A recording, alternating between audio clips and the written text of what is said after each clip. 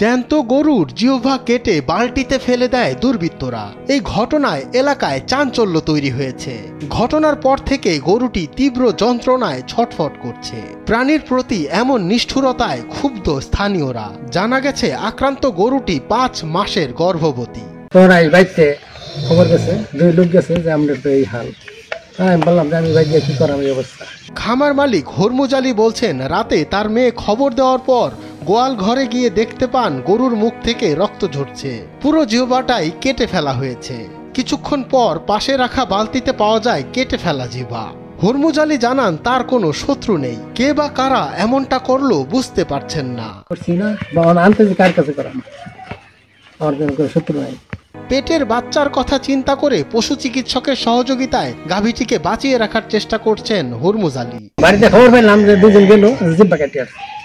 তখন বাড়িতে তারা ছিল, আমার মেয়ে ঘুরতে বাড়িয়ে গেছে গল্পারও আসার নামাজের আগে যায় দেয় যে বালতির মধ্যে জিব্বা।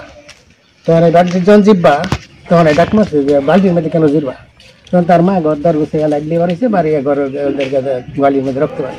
ময়মনসিংহের ত্রিশাল উপজেলার বৈলর ইউনিয়নের সম্মুখ বৈলর নামপাড়ায় এ ঘটনা ঘটে। উপজেলা প্রাণী সম্পদ কর্মকর্তা নাজনীন সুলতানা বলছেন, খবর পাওয়ার পর তিনি ঘটনাস্থল পরিদর্শন করেছেন।